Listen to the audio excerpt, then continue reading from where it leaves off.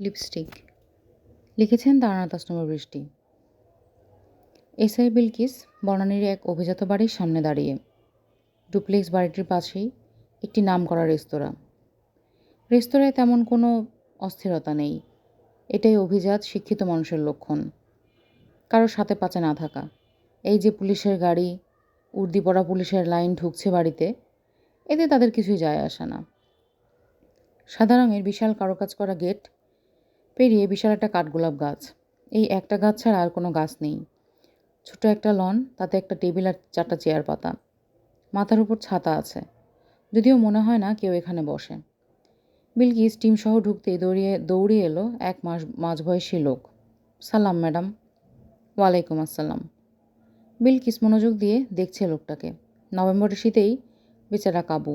এই ভর দুপুর এসে জ্যাকেট আর মাফলার জড়িয়ে বসে আছে। নাম আব্দুল কাদের। তো কাদির সাহেব, বলেন কি হয়েছে? খুন। আপনি কি দেখেছেন? কাল রাতে ম্যাডাম ফিরলেন, তারপর ঘুমায় গেলেন। আমিও গেট বন্ধ করে ঘুমায় গেলাম। রাত কয়টায়? ঘড়ি তো দেখি নাই, 12টার পর হবে। এই সিসিটিভি ফুটেজ কোথায় পাওয়া যাবে? মূল বাড়িতে ঢোকার পথে একটা সিসিটিভি ক্যামেরার দিকে তাকিয়ে বলে বিলকিস, যে ভেতরে আসেন। আচ্ছা সুমনা, তুমি যাও, ফুটেজ নাও, আমি উপরে যাই। সুমনা একটু বিরক্ত হয়। তার খুব ইচ্ছা সামিয়া স্নিগ্ধাকে কাছ থেকে দেখার, কিন্তু এই বিলকিস ম্যাডাম এসবের কিছুই বুঝে না। সামিয়া স্নিগ্ধা বাংলাদেশের খুব নামকরা ইনফ্লুয়েন্সার। ফেসবুক খুললেই সামিয়া স্নিগ্ধার বিজ্ঞাপন আপনি দেখতে বাধ্য। বিল্ডিংয়ে প্রবেশ করতেই জুতো রাখার বিশাল ক্লজেট, সোজা হলওয়ে পার হয়ে বিশাল ড্রয়িং রুম, ঘোরানো কাঠের সিঁড়ি, চমৎকার কারুকাজ করা। মাথার উপর ঝুলছে একটা বিশাল ঝাড়বাতি। আলোকসজ্জা প্রশংসার দাবিদার।